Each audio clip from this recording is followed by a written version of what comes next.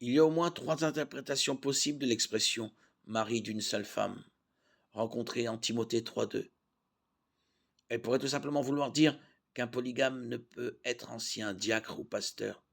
C'est l'interprétation la plus littérale de l'expression française. Mais elle semble peu probable étant donné que la polygamie était assez rare à l'époque où Paul écrivait. Une meilleure traduction du grec serait un homme d'une seule femme, c'est-à-dire qu'un évêque doit être entièrement fidèle à son épouse.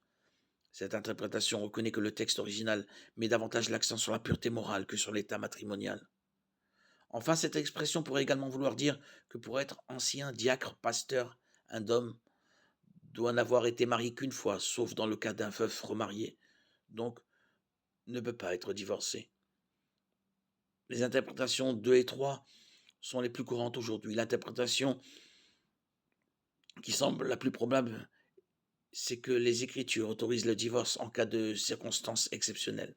Matthieu 19, 9, 1 Corinthiens 7, 12, 16.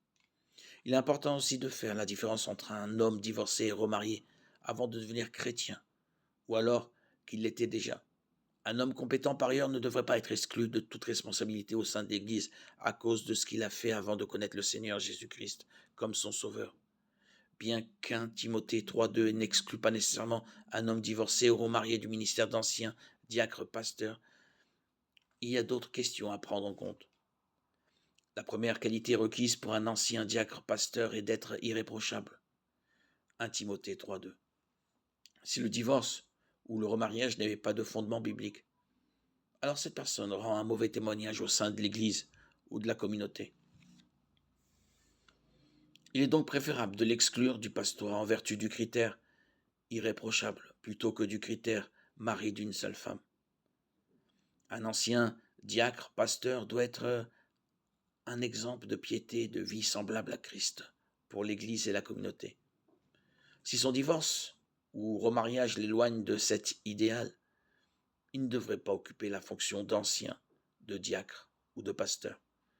Il est important de se rappeler que même s'il est inapte à servir comme ancien ou diacre ou pasteur, il n'en demeure pas moins un précieux membre du corps du Christ.